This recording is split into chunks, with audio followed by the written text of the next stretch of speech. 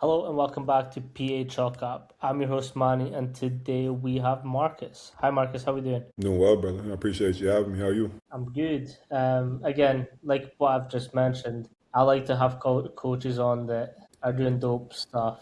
So it's a pleasure to have you. Before we sort of get started, if you can give people a little rundown on how you started in the industry and what you're currently doing. Yeah, I'm a little bit different than a lot of folks that got into strength and conditioning. I'm a little bit of a late bloomer, man. Played my college ball at Sac State. Wasn't disciplined enough to stick around. Had to take a different route, go to a JUCO. Out of JUCO, I ended up getting another ride to go to Eastern Illinois, where I finished up playing ball. In my last season, I took on an injury. Essentially, I collapsed my L4, S1 in my spine. Had to deal with a lot of rehab and a lot of the weight room and a lot of things that I had always done but never really been intentional about, right? So over the course of time, I developed a love for the weight room, the camaraderie, the really all the things that weren't rehab. And then after I was done playing ball, my current wife, girlfriend then, we both got out of school. We were trying to figure out some different things, and we were just kind of in that phase where we didn't know what we wanted to do. Me included, her included. And then one day we were just sitting there unhappy, man. I was sitting behind a computer desk looking like Mr. Incredible in my little tiny cubicle, making good enough money, but it just wasn't what I wanted to do, right? So we started looking up different things. I was trying to get back into playing football, see if I could still have a shot. And then all of a sudden she just looks over at me like, what if you were a strength coach? Right? And in my head, I was like, yeah, right? Because in my head, for whatever reason, I had plenty of them over my course of playing and all that stuff. I didn't even realize it was a job, right? Now, a lot of them were really instrumental in my development as a human. But again, I wasn't intentional enough on my end to realize that that's something you could do and an impact you could have. So from there, I ended up applying for an internship over at Fresno State. Now, my first go-around was a little bumpy, okay, over at Fresno State. I was still trying to support my soon-to-be wife, and then internships have long hours, was trying to work and do all the things, so I didn't give my best there. I was able to transition and go into UNLV, which was my final internship, and from there, I learned a lot, man. I went in there, I had the right mindset, I did it the right way. At that point, I had finally figured out that if I want to do this, I got to dive in. So from there, my mentor, David Kitchens, was the associate there at the time, took me with him to a small D3 school out in Pennsylvania called Susquehanna, which is in Selinsgrove. I was there for roughly 6 months, got to learn a lot. We had 20 plus teams in one weight room with just me and him. As far as on the floor coaching and programming and all that stuff, I really got to try some things, really got thrown in the fire, which was good. Taught me a lot. From there, he ended up getting out. I came back home. We were working, just doing regular stuff. And then I got the opportunity to go to Western Carolina University just as an assistant. My boss there, Evan Barr, again, taught me a lot, man. He gave me another shot, and I actually got to go and be a part of mostly football, but I also have 4 or 5 other teams. And really just being able to do it in a different setting, again, just taught me a lot, man. So from there, Western Carolina, came back home. My wife was pregnant with our second child, so we wanted to get a little bit closer to family. At the time, I was working at UC Davis. And then Evan Barr, my old boss from Western Carolina, called me, said, hey, I got a spot at Mercer University as a, like a part-time or a GA or whatever it's going to be, but come out here, do a good job for me, and we'll figure out a way, right? So I headed back out that direction, ended up being a normal assistant. Everything worked out. We ended up figuring out a position, worked through all that again. One of those schools where you have a ton of teams. So again, you get to learn a ton of different programming styles and kind of how to navigate some of the logistics of things. And then left there. About a year later, I was blessed to become the head at West Alabama, or University of West Alabama. Was there for about 6 months, and then got another job offer from Mercer again to be the associate for football. So I went back to Mercer, did that for a year, and now I'm the associate director here at Boise State. Nice. That's some would call that a full career. Lots of moving parts, man. That's the thing. That's the one thing that is the biggest challenge across there. Anyways, it's like you could literally be anywhere in the state within a year. No doubt. Um, Drop of a dime, man. I kind of want to ask from the different schools and different experiences, what's something that's firing you up for this role and how all those sort of learning experiences have now built to this one position? Here's a quick word from our sponsor, TeamBuildr.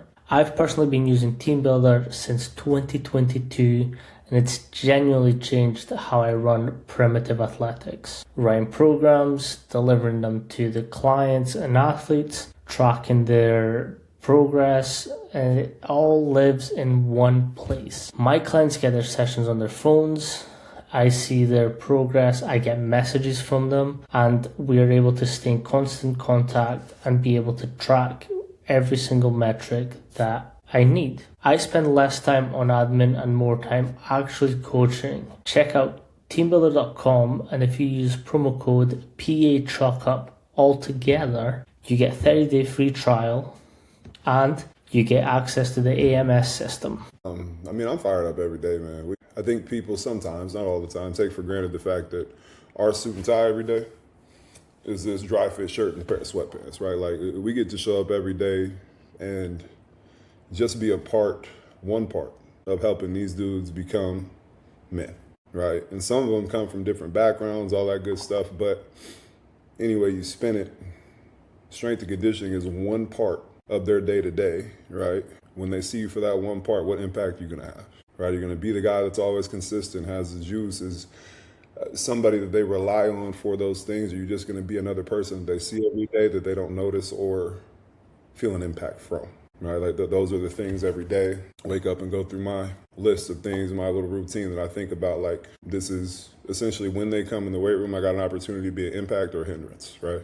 So let's be a positive impact, make these dudes better in some way, form, or fashion. How do you think your athletic career and how it was kind of ended helps you now with your athletes? Well, I know for a fact, and everybody has their little regrets or whatever, but I know that if I put the intentionality that I have now into my playing career, it would have been a lot different. Like, the reality of the situation, it took me a long time to realize, is that my circumstances at the end of my career were a direct reflection of my lack of discipline at the beginning of my career, right? Like, I couldn't make the change. I couldn't listen to the messages enough to take accountability for the fact that I had to change. So now as a coach, I become hyper-focused on those things. And then if I can't get you to understand it one way, then I'm like, okay, let me see what I can do to kind of remix the message, because I don't want you to have the same experience that I did, right?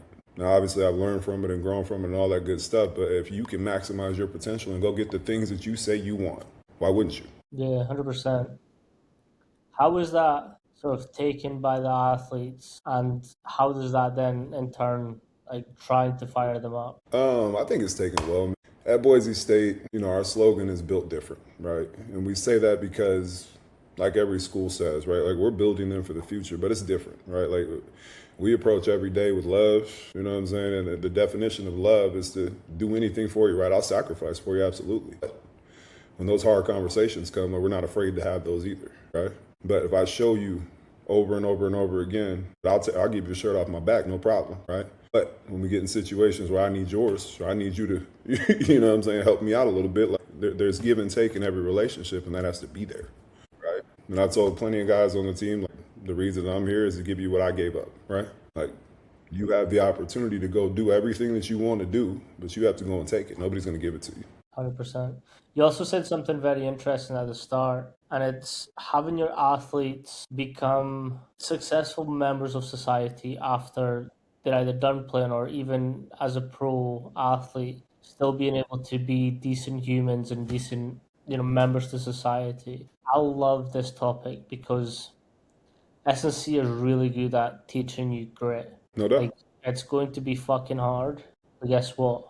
You're going to do it. That's And right. you're going to become better from it. That's right. What are some ways that you're sort of building that into the programs and making sure that, the resilience part is in the programs? One of the things I think we do well is, I'm going to refer to it as manufacture adversity, if you will. So essentially, like, as we go through a week, right, things tend to ramp up. Like, yes, we do high-low things, but as it stands, right, for us, right, we hang our hat on our Fridays. Now, on our Fridays, we're going to squat something heavy. Depending on the week, it'll be, however many reps. And then as soon as we're done squatting heavy, we're going to take the whole team out. We're going to push prowlers and finish, right? To us, we emphasize the fourth quarter, right, in the off season. So when they show up there, it's not a surprise, right? Doesn't matter the score of the game, you have to finish the game. So we essentially introduce adversity in doses, right? And it ramps its way up as we make our way out of different phases. But our guys are used to being there. And adversity is one of those things that takes you into the future, right? Like, it's not just about in that moment when that sled is heavy. It's not just about in that moment we got to get a stop on 4th and 1. It's more so about when you become a man, a husband, a father, right? Because adversity is going to strike, and if you don't have the tools to respond to it in the right way, that's what gets people in trouble, man. 100%. And when you are sort of looking at the program from sort of like preseason, in season, and off season, what are some things that you're trying to build as you're sort of increasing into that season? So every season we use probably typical KPIs for everybody, man. So we're going to do upper body strength, which would be a bench press. We'll do lower body strength, which would be a squat. We'll do total body strength, which would be our power clean. From there, we jump into a couple different ones. So we'll go electric 10. So we'll check our acceleration ability. Everybody on our team, or most of the people on our team, have a GPS. And so from there, we get our top end work when we're truly in the off season, even in season, to make sure everybody's hitting their 90% one time a week or whatever to maintain our speed. And then we have our Nord board tests and our counter movement stuff just to test peak power. And every single semester, we'll meet with our guys. I work pretty much specifically with the big guys, whether it be O-line and D-line. And those are things that we meet and sit down and track their progress. Like, hey, I saw your score was low on this. What's going on? You okay? What do we need to do? And essentially based on those meetings or our metrics is where we intervene and start doing different things to try to make sure everything keeps trending in the right direction. You mentioned electric 10s. What are you doing for that? So how it works is on our acceleration days, like we'll just do our, I'm gonna call it general prep. Like we get their bodies ready to run, right? Like, and then we start doing more of our plyos. We get into it. On those particular days when we test them, we'll start with a 1 yard build just outside of the gates, essentially just keeping them away from the gate to start, right? You get a small build. We get to see how well you're accelerating truly through 10 yards. And then as we go, depending on the group, bigs, mid skills, or bigs combo skills, like we start to move that distance out, or we start to add a rep or two to see if we can repeat the ability to accelerate. And with the sort of added element of conditioning, how are you building that into week by week to accumulate the fourth quarter, as you mentioned? So on a weekly basis, we'll look at it. So we have, like I said, we got Catapult here, so we kind of know an average, right? Like we have an idea in terms of volume where the guys are going to be based on position, and we'll just take an average in terms of like a big combo or a skill, right? And that being the case, when it comes to our conditioning, whether it be tempos or other types of runs, just in different patterns, what we're trying to do is work backwards from that volume. So we'll start, let's call it 50%, right? The next week we'll add 10% and slowly just do our best to work to the average. The hard part a lot of times is that we only have a small window, right? Like when we get the guys, let's go through the summer, right? Like we have 8 weeks. We got 8 weeks to get the guys from hopefully not zero based on what they were doing while they were home to, let's call it 6,000 yards if you're a receiver, right? Our goal is to get as close as we possibly can within the framework of what we're trying to do. But each week we're climbing just enough to build our volume, but also we got to factor in everything else that they're doing along with the weights. Today's episode is sponsored by Exxentric. You all know I'm a big fan of keeping training simple and effective, and flywheel training fits that perfectly. Now, I've been using Exxentric K-Box since 2021, and it's one piece of equipment, endless exercises, and resistance that adjusts to you automatically. However much effort you put in is what you get out. No guessing the weight, no loading plates, just move. And the flywheel matches your effort perfectly. Check out the K-Box or the K-Pulley at the link in the description. Something that I've always found interesting, and it's really hard to explain to the people, to like a lot of people in Europe, because like we're all focusing on like what it says on textbooks and how we apply that into practice. Right. And I always have a hard time talking about this with them because it's like, so in a textbook, you'd usually take what, 4, 6 weeks to Yeah, develop one quality. yeah, When you've just said like you've got 8 weeks to build all the qualities. that's right. Fill all the So buckets, man. exactly, exactly. So at this point, what's it like? Like, how are we building this and not contradicting what the textbooks say? And it's always a very interesting. And that, so I learned this at UW, and it's like it's a it's chaos. It's organized chaos. Like, you've got 7 days, well, 6 days technically that you can get an hour with, and it makes it even harder because then you've got like you can only have contact with them however long a week, right? So it's like Monday we do strength work, and then they go outside and do conditioning, and then Tuesday it's a optional lift, right? And then Wednesday they're back and it's strength and a COD or plyos and a COD. And then Thursday's another optional lift. Highly encouraged lift, man. Yes. And then Friday you've got your either neuro prep or your fun days. Something that you can do high and explosive. And then your Saturdays, this is obviously preseason. And Yeah, then Saturdays you're another optional lift. Right. But within those, I found interesting that like we're working different characteristics in different tiers or different sets. And that to me was like, yeah, the textbooks do not prepare you for shit. not. They do not. Like, so I had this conversation with Meg Stone recently, and like there is a huge gap between theory and practical. Like, practical coaches look at research and they're like, but like how applicable is it? Right. How can I Which use is it in a team setting?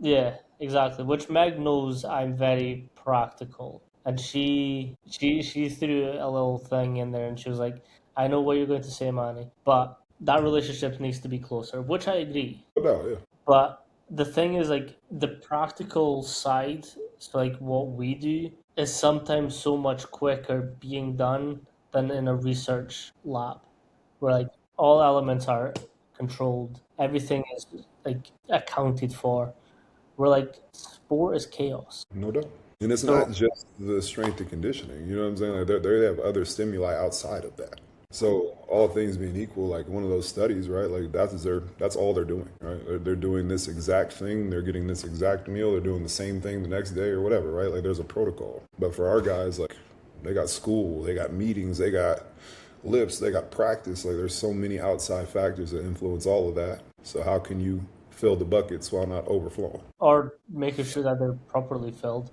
No doubt. So I've also been sort of talking about this, and it's as opposed to building a specific athlete, we're building rounded athletes, where it's like having linear strength is sick, but like let's also look at their stabilizer muscles. No doubt. They're tiny muscles that may not do much right there and then, but they can prepare them or mitigate injuries from happening or No being doubt. as severe as they can be. Yeah. But to back to sort of Meg's point, which I kind of agree with, I think there should be a closer link. So I think researchers should be able to come out in the field with us and see what's happening. A great example of this is there at Notre Dame. Well, Fred Hale and his wife, she did a lot of research with the football team there, Yeah. which was on heart rates. So it was like that was fascinating. Um, but it's that thing where like we need to become better at communicating as well. I agree. With your approach to sort of mitigating and making sure that athletes are rounded, what's some things that you're looking at or considering when you're building up these programs? Well, as far like from a programming standpoint, man, like I'll be honest, like we don't do anything crazy flashy. We don't we execute the basics at a really, really high level, right? Like that to me, in the world that we live in right now, like the rarity of having a guy for 4 years, right? Like we got guys that come in mid-year, like we got dudes that have been at 3 schools at this point, and who knows what they've been going through other than your initial assessment, right? Like you don't really have a whole lot to go on. So when we're building out our programs and stuff, it's general athleticism in mind, right? Like general movement patterns, push, pull, squat, hinge, single leg. Like we want to make sure those are in there and those are sound. And then from there, we'll build on those as we get closer to season. But even then, we're not moving too far from the point. But as far as like layout goes, the vast majority of the time, so when we're in an off season, we're going 4 days a week. We'll go Monday, Tuesday, Thursday, Friday. Wednesday, we'll have a day essentially that's mobility and recovery. Saturday, very same things. The great thing about where I am now is the amount of buy-in. On those Wednesdays and Saturdays, we got 105 guys on the roster right now. We probably have 103, 105 out of 105, because those dudes are bought into making sure their body can stand the test of time, right? Football is a battle of attrition, right? Your best ability is availability, and if you can't stay on the field, it doesn't matter how good you are. And then, on Mondays and stuff, we'll go ACLs, we'll go ACL first. We'll come into the weight room. On Mondays, typically, is our upper body day. We'll always hit some form of a power clean. So we'll hit a clean from a different position, let me say it that way. So we'll work on the second pull, what's called a hang clean, right, or a clean pull, something that we need to improve on from the previous semester that we all came together as a staff and decided. We'll go into our bench press, and then we'll hit our accessory work to make sure everything's shored up on the back end. We do stress pull shoulder a lot because for whatever reason, the people that have been coming in, even the guys who have been with us, have been dealing with some labrums and some AC joints and all that stuff. So we want to make sure their upper back and all of that is robust enough to handle what's going to happen onto the field. Tuesdays, we typically go COD, D-cell. So from there, we'll get out there and do our warm-up, do all that. We're essentially working patterns and positions as basic as they are. We need to make sure our guys can get in those positions, own them before we start to move out of positions, because coming up in the next few weeks, right, you're going to be going full speed and get into a position that hopefully you've been in before and are able to get out of and make a play. On those lifts, on Tuesday is our primary lift, will be our power clean. So that's our big day to get in there and really work technique and lift the bar, move it around, get heavy. And then from there, it'll be a total body emphasis. And then we give them that Wednesday again, and get them in, move them around, do some proprioceptive work, but more so like an active recovery approach. And then Thursday is our ACL plus day. Essentially, it's just a little bit longer of an ACL. So instead of going 1 to 10, which is our true ACL, we're working like in that 15 to 20 range. So we get to go a little bit faster that day and slowly build our pattern out until we're running the top end. And then we'll come in, hit only upper body accessories. And then Friday's the day, man. And that's the day that we all get paid. I like that. I like that a lot. That's it. You kind of mentioned sort of shoulder and labrums and, how these are mitigating a lot of the, downsides of American football. And it's the shoulders, the knees, all these little small hinging joints. What's your sort of approach to sort of mitigating some of that nastiness? We do a really good job of balance in our program. Like people say, like you want to go 1 to 1, right? Like a push to a pull, which I agree with. But to me, because it's so common in terms of like the injuries and stuff that you see, we do our very best to go 2 to 1. Right, so for every push, we'll have 2 pulls, right, whether it be vertical or horizontal, and then we make sure we reinforce those pulls with some form of post shoulder, right? A band pull apart's a really simple example, but those are things that we absolutely hammer. Like we have trap complexes, we have different things that try and shore up this section of your body that's going to take on a brunt of the contact, right, when I'm running up and making a play. And in reality, man, like there is no way to mitigate it, right? Like football. The other day I heard somebody call it a contact sport. No, basketball is a contact sport, right? Football is a collision sport. You got 2 dudes running full speed at each other to make a play, right? We're going to do the absolute best we can to build the most robust athlete we can to get out there and be successful. But I don't believe you can prevent them, right? Like it's going to happen in the game, but we can do our best to build a body that is resilient. Yeah. So I played rugby all my life. Yeah. And when I Rugby's a was real deal now. dislocated shoulder. Yes, sir. So when I was across there, a lot of people ask, like, what's the difference between rugby and American football? Because technically it can be seen as the same thing. but you're kind of tapping into the right way of looking at it. Whereas like rugby is a contact sport, it happens at a slower pace, right? They're running at you, but you're going after their legs, two people to one person, rough. Whereas in American football, it's a mini car crash running at each other. Some guys are hitting what, 21 miles per hour? We got a couple that are 22 and some change. So if so across here in Scotland, in the area I live, the speed limit in towns is 20 miles an hour. So we got dudes running faster than the cars. Legit. So like, and you can still do some damage in cars with it. So it's like the movement speeds and the impact um forces are so much higher because you've got that element of like they're not just going for a controlled two-leg takedown. Right. They're running at each other full force. That's it. As fast as humanly possible to hit someone as hard as you possibly can. All right. Like the goal is to fucking run someone over. Like That's that right. is legitimately the goal. That's right. Like I've always found that an interesting conversation where like how do you prepare them for running at each other at that speed and walking out on the other side being like, yeah, I'm good. Yeah, I mean, honestly, man, like I said, we build a robust body, like a robust profile, right? As far as things that you need to play the game. And then we pray, and then we go out on Saturday and see who comes out on top. Um, no, it's very interesting. And again, I watched American football before going out there, like decently enough, but Yeah, like being part of it was completely different. Like you learn things about the game that's it's just very unique, and it's one of those that like one, it's a life-changing experience. no doubt. You get to see those dudes sweat and just like give everything that they possibly can. But like they're also some really nice fucking dudes. Like I've told this uh, to this individual athlete. There was a big Samoan dude. I had O line and D line as well, Yes, and sir. I walked up and I was like, "Ah, fuck, here we go," because like I'm vertically challenged. Okay.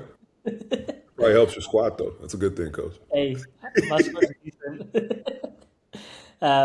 So like I looked at this big Samoan dude and I was like, ah, fuck, here we go. He's not going to listen to a word I say. I walked up to him. He was like, "Hi, coach. How you doing? What have we got today?" And I was like, "That is not what I was expecting." Oh, wow. No, but We have it's a unique experience. no doubt, man. And I mean, the vast majority of folks, man, that come and play this game are incredible. Like, especially, like, I've been a good bit of places now, and everywhere I've ever been, there's always just great kids, man. Everybody's coming to play the sport that they love to give themselves or their family a shot at something, that you dream about, and they go about it with that attitude, which is special, man. That's cool.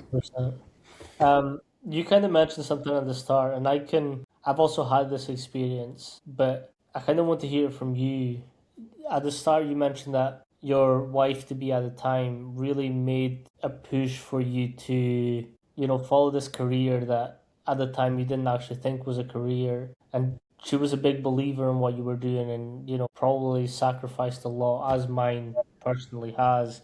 No Like doubt. we went to university together. She's seen my lowest lows and, she was by my side the whole time. What was that like going through like having a somewhat stable job? You mentioned being in a cubicle, incredible man style, and sort of challenging that comfort, and then sort of chasing this higher dream. Yeah, man. Let me just say, I wouldn't be who I am, where I am today without her, man. Plain and simple. Like, she has and still does sacrifice a lot. Like, we got two little kids, the job and the hours are long. It takes a lot, right? And she still sacrifices to this day. And she's incredible, man. But essentially, I mean, we've had to do more we'll never do it again. But there were a few stops where essentially she had to stay home, like wherever we were at, and I had to leave and go do whatever I had to do, and then she had to hold down the household. Like, she has made incredible sacrifices that I don't think a lot of people could say, man. But it was hard. There's no other way to put it, right? She's always been my support system, and she is incredible at that, right? The hard part is that as the job goes on, the hours don't change, and I want to be able to be that for her, and I think that I am a lot of times, right? But once you get into those 15, 16-hour days for however long, right, then her and the kids kind of miss out. I don't think that was even your original question, man. But Well, it was so because my fiance is the exact same. Like she saw me go from a very stable job working as like a gym instructor where I was making decent money, um, to then going back to uni where I wasn't making that much money. And like we were lit both, so we both went to the same city to study, but two different universities. Mhm. Um, and it was kind of that thing where like we were just getting by, and then she saw me like lose jobs and like start to figure something out, and then so we've got this thing now where it's like no matter how hard things get, we've got this thing where it'll just work out. Like we've got each other and it'll just work out, and it's kind of like it's having. I think S&C wives are a different breed because there's a lot that can go wrong. There, yeah.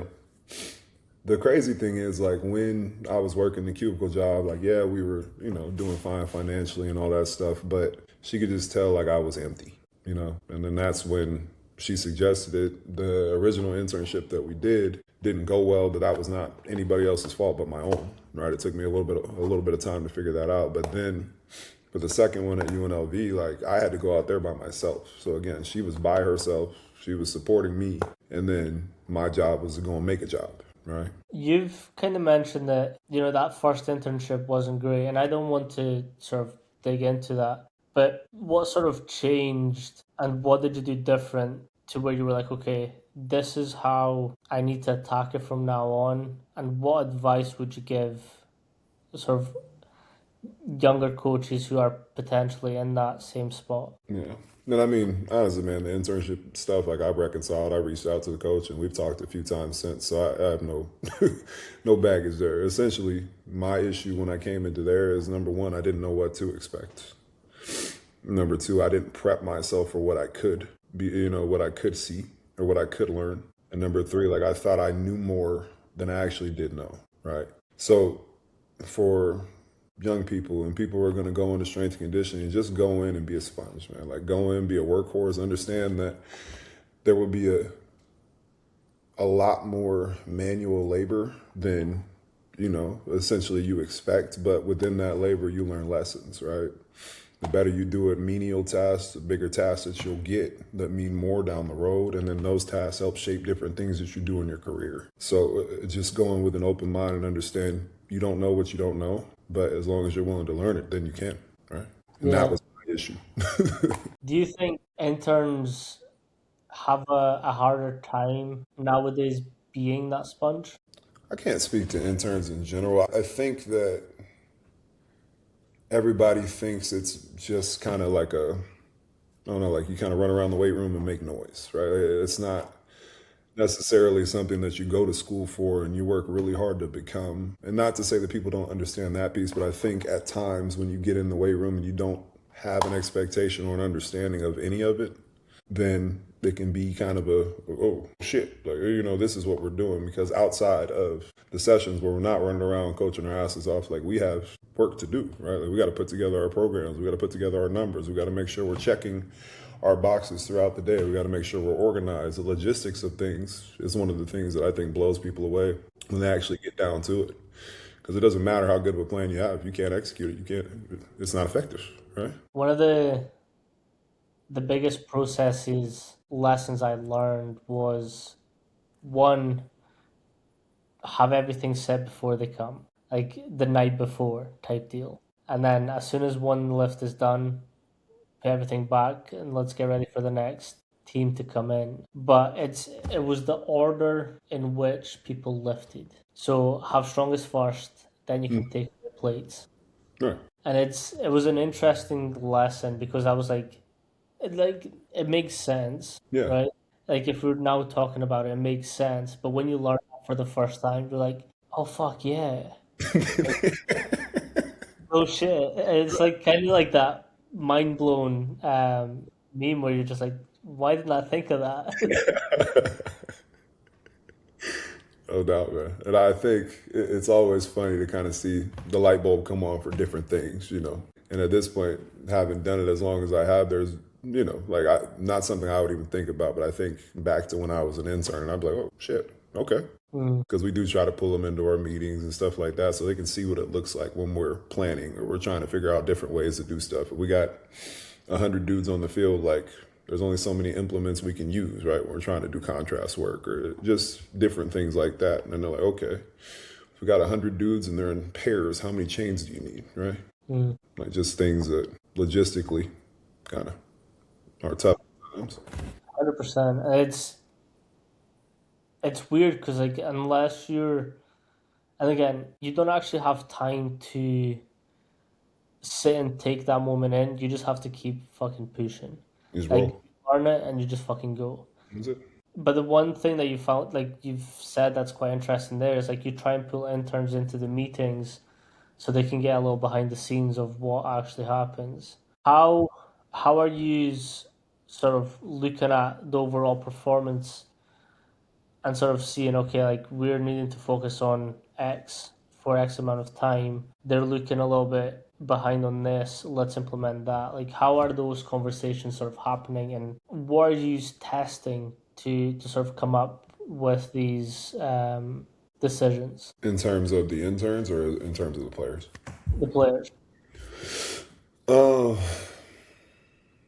Honestly, we kind of assess our guys on a day to day. Like we use we got perch, you know, in the weight room, so we use like VBT to kind of monitor. We'll give them ranges and stuff and kind of see where guys are at. But almost always in the off season, depending on the phase that we're in, like we'll give dudes the opportunity to, okay, this would be what would be considered your 90%, right? Like if you're feeling really good today, you can hit it for a double, right? Your last set, we're going to basically do progressive stable. So you'll have that same weight, but if you're feeling good, add 5 or 10 pounds, right? And it kind of gives us a barometer. Now, obviously, that's once we've worked up to that point. But as we're going through the day, like we're blessed enough to have 5 of us on staff. My boss, Coach Hilgard, myself, Coach Josh Price, got Coach Colin, Coach Key. So everybody kind of is stationed in their sections of the weight room, but we stay in that section. So we have our 3 racks or 4 racks or whatever, and we coach the shit out of those racks. And so at that point, we know essentially what it's supposed to look like for our guys in any given lift, right? And then if the numbers are off and we feel like they're not giving us what they typically do, then we can go and address that and figure out a way to improve it right then and there. Like we don't do a lot of waiting around, to go check on the back end. If I can physically see it, I'm going to go address it right then. Nice. With taking that into consideration, how does that then change during the season? In season, it's kind of the same thing. Like obviously our volume drops, our intensity kind of will undulate depending on where we are in the season, right? We want to make sure we maintain our strength, but we're also working dynamic effort stuff, like to make sure that we're powerful. Roughly every 4 weeks, we'll come back around and make sure we hit our strength work. Typically, that's with accommodating resistance, just to make sure it's not so heavy in terms of like straight weight coming all the way down to the bottom. So coming out of the actual squat, let's say, right? At the bottom of the movement, the chains are deloaded, so the total weight isn't as high, but you're still getting enough of a stimulus in terms of percent if you are adding the extra chains or whatever, that you're getting a strength stimuli, right? So we're trying to keep our strength while also working dynamically. And depending on the week, right, we'll kind of undulate in and out of that and make sure we're hitting what we need from a strength and power standpoint to keep them resilient, keep our strength, keep our speed. With American football specifically, a lot of injuries do come from that posterior chain because of how violently they're attacking the floor. How are you sort of preparing them for those impacts and those sort of known injury risks in American football? So how we do it, man, is like probably like everybody else in the country in terms of like when we write our program, it is balanced, right? Like we're going to do a knee dominant and a hip dominant hamstring, and we're going to do it with Daytona intent, right? As far as the knee dominant hamstring, to me, the Nordic exercise, like we have pads that we use to do it, right? So we'll essentially go through a progression from a 30-degree hold. So we'll get out there. You're just going to get to that position. You're going to hold as long as you can, and then you'll drop down, right? We'll do 2 or 3 of those. Once we get through the hold, we'll put the jetpack. So we'll have the guys banded. They'll go down. They'll do the the eccentric of it. From there, we'll go take the bands off, just have them go body weight, eccentric. From there, we'll have them get a med ball, work our way down eccentric, and then from there, we'll do full reps towards the end. But it's not, we don't believe in just doing reps, right? Like we'll probably get a set, right? 1 to 3 reps or 2 to 3 reps, right? Of really high quality work to make sure that the posterior is engaged. And then essentially we check it every 2 weeks on our Nord board, and we'll basically switch between all the groups, whether it be bigs, combos, skill, and we'll make sure that our scaled strength metric is still in our window to make sure our guys are protected. Yeah, you said something quite interesting there. You usually have them do 3 different styles of Nordics. What's the reasoning behind that? So essentially when we're trying to build our Nordics out, like early part of the season, we'll basically go static, if you will, right? Like we're going to hold just the position, right? We're trying to get as much tension as we can and see if we can fight to hold it, right? The injuries that happen in the eccentric portion of it. Our goal with the ISO is to see if we can get in that static position, squeeze as hard as we can, and see if we're safe, right? Can we have the isolative strength to sit in that position? We usually do that for a week or 2, and then we'll build out into more full range, right? But just with a built-in addition on the eccentric portion because we have the actual jetpack on, and then we'll slowly take that away, add some resistance, go in the opposite direction. But it's just a progression to make sure that their hamstrings have seen everything, so nothing's foreign when it happens. Kind of touched it, but you are tapping into different angles of that Nordic.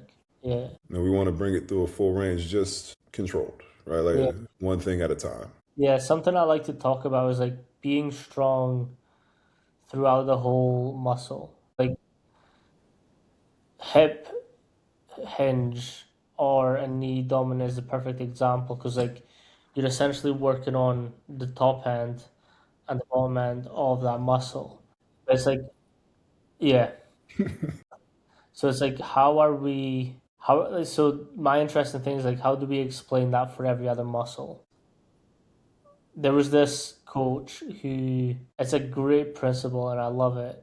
Not a fan of him anymore through some stuff that he's done.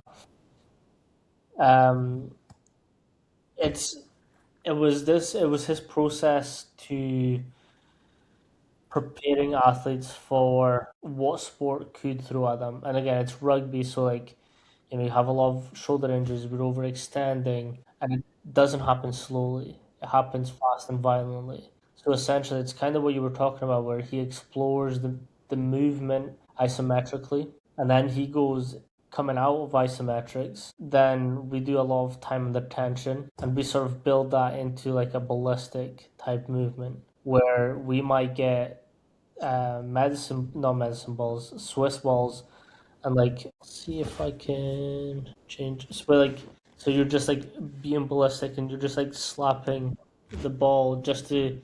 And again, sport doesn't happen slow. Like it happens violently. So it's like it's exposing that shoulder into uncomfortable positions fast. And it was like that's always stuck in my mind because it was like that's a beautiful progression. You start slow and you build up into something explosive. But it's also like the exploring different angles, which is I always love that conversation. And you've been at Summer Strong. You might know who Curtis Van Wyk is. Yeah, actually. Yeah. So Yeah. when I was out in Seattle, I went to his gym quite a lot. And like we always have really good conversations. But this has been a recent conversation that we've had. It's like, how do we get our athletes to move uncontrollably so that when it does happen in game, it's controlled. Right. Like they're used to it. Yeah. Stimuli they haven't seen or felt. Okay. The one that's like the best example is Patrick Mahomes and his like crazy back Yeah. twists and all that stuff. And like he then does them in game. That's always the most beautiful example of this. No doubt. Yeah, so it's I don't know, it's again that type of awkward movement is always great for me. Like it's something that we do need to do a little bit more of because it's like it's great making them strong linearly, like in one motion, Right. but One like plane, sport doesn't happen that way. man. It does not, unfortunately. A I lot mean, easier I'm to say power lifting. What are some other things that you deem really important to look at when you are approaching performance and how your athletes are going about their time as an athlete? um, probably the biggest thing, man, would be like intent. Right? I've always been big on it's not what you do, it's how you do it. Right? And even in strength and conditioning, man, like when you break it down to X's and O's, we all do the same shit, right? But how well do you do it? Right? How well can you get your guys to execute little details that then lead to big victories, right? Like intentionality in everything that you do and doing everything you can to make sure your athletes are intentional in everything that they do will lead to long-term success. And that and being, having attention to detail. The little things may not seem like they matter, right? But when little things accumulate, they become bigger things, and those big things matter. What are some things that you've found that you do really harp on hard for your athletes? I'm big on being the same dude every day. I do have talks with my guys all the time about that. And that's a conversation that I was first told when I was playing, obviously, that I did not take to heart. But I always wish that I had, right? And I'm not saying that nothing you have going on is important. But what I am saying is if your why is strong enough, the what doesn't matter, right? If your why is strong enough, then me coming in here and telling you you're going to squat 405 today for 6 doesn't matter, right? The fact that you didn't get enough sleep doesn't matter. The fact that you don't feel good on any given day doesn't matter because your mission is your mission, right? So your why has to be strong enough to pull you through that so that we collectively can go and achieve our goal. And I think a lot of people, a lot of players and stuff, and myself included when I played, right? I let the outside noise kind of affect my why, right? I knew why I wanted to be there, but at certain times I would forget that my family was counting on me, right? I would forget the things that I learned early on that helped me be who I was or who I am at any given point, but be the same dude, be consistent, right? Because when you show up in the building, and especially for our older guys, right? Like at this point, you've done this for however long, right? Younger guys are coming in the building, you're supposed to be the model, right? Obviously, we as coaches will be, but we don't play anymore, right? I'm not in the locker room with them, getting changed, going through all of it with them, but model the behavior that you say that you want to, for the goals you want to achieve. Mm. What's a piece of advice that you would give new coaches or coaches coming into this industry? Obviously, haven't had all your experience. Advice. I think how to frame it. Probably the main thing, man, would be just be a soldier, man. Be a workhorse. Be somebody that anybody can count on for anything, right? Because aside from that, my firm belief is that we can always teach you how to be better with percentages, teach you how to be better on the floor. Like those are things that are teachable. But if you're not coming in and you're not committed to the work and to the grind and your why isn't strong enough, then that's something that I can't fix, right? Or maybe I can, but given the time constraints that we're all given in our field, like just be prepared for what it is you're signing up for. And again, I wish many moons ago that I was that, right? I think it goes back to that thing of, well, one, an internship, a good internship, I'll say, you're drinking water from a fire hose. Like so much is getting thrown at you. And it's a good time to be like, this might not be for me at that point. But if you do, like, I'll say this, when I first, so we had freshmen in my first session, and it was rah rah type session. Like they were just getting used to the program, so we had to like put everything into it. Build some juice. And at that moment, I was like, I'm home. Fuck. Um, but like it didn't get easier. Like things just like kept getting added on, and it's a good time to be like, okay, I have to be this guy, not for me, but for the athletes coming in. The thing is, you can't fake it because they can tell. Like if you're not that person, you're trying to be that person. They're like, there's something off. But from there, I sort of developed this thing where it's like, say what you mean and mean what you say. And it's this little sort of mantra that's like, and again, it kind of goes back to a lot of things that you've said, and it's like, it's be intentional with everything that you're saying. Like I had this, like I always like to add a comedic twist in there because it's like, it's a serious environment, but like, you're also allowed to have fun. But it was like, I was giving someone praise for the session. I was like, your first set, oh shit. You found a way. You got to at the end. And That's like they laughed.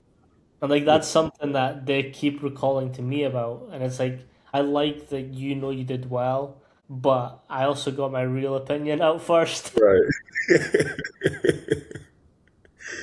End everything with a little positive twist, man. And yeah. I think that the big thing too for people that come in, focus on the relationships, man. Realistically, like you can only coach them as much as you love them, and they know, right? Your actions show everything, your words show some, right? But if you're there for them and you prove that, then they'll go for you, right? Like they're not gonna buck back at you or any of that stuff because you've been there for them through all of it, right? And you've been the same person. Right? It's kind of what we were saying in the lobby, and it's like as quick and menial a nickname may be, it might mean something to them. No Like it's doubt. a connecting point. Like I know I had some like secret handshakes with some of the athletes, and it wasn't for any reason bar to like, okay, let's connect. I like there was always things I'd done to see if I can get a connection point from my athletes. There's one particular athlete that I wasn't able to connect with at all, apart from my last day there.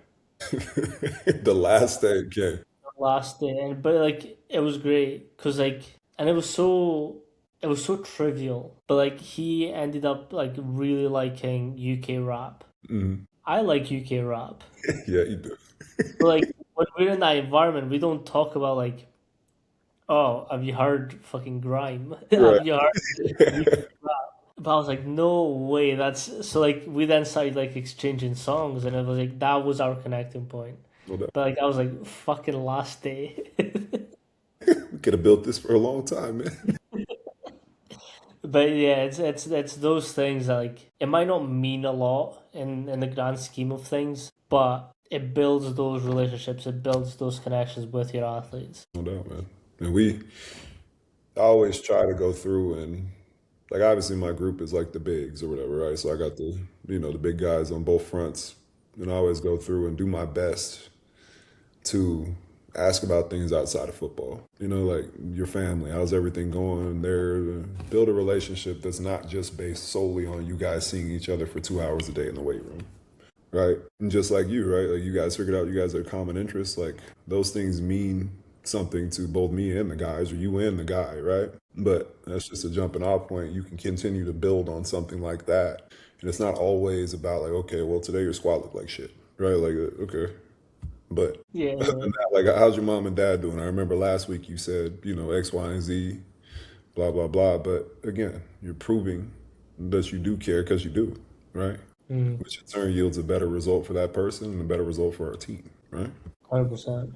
It's also like you get to sort of figure out what makes them tick. And again, I think Coach Mark does a great job of this. And at the start of each season, he gets to sit down with his athletes and he really asks them like, why are you here? Like, what's your intentions? Like, what's your goals? But the thing is, he follows up on that really hard. So, like, this example, there was a pair of twins, and one of them was going through a hard time. He was on return to play protocols. Like, it was kicking his ass. But his mentality, like, he was one of those I was just like, yes, coach type guys. Like, I challenged quite a lot because I was on the return to play, and like anytime I saw him, I was like, "Give me another five," and he would just say, "Yes, coach," and just go for it. But we were testing, and he was just in his head, and Coach Mack was like, "I thought you wanted his goal with your brother to be achieved." Hmm. He like I kind of looked at Coach Mack and was like, "Shit." Like he has all this information in his head That's and right. he's ready to use it. And like he smashed his his weight. So like it was the right driving factor for the athlete to get what he wanted out of him. No doubt.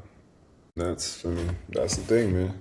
And we do, I think your why, I probably should have said that early on. Like everybody needs to have a why, right?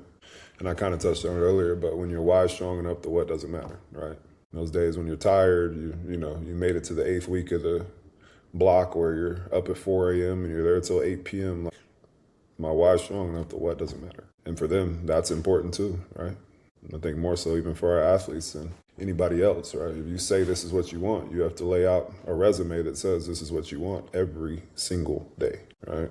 There's going to be slip-ups. There's going to be shit that changes outside because life is life, but Life is life.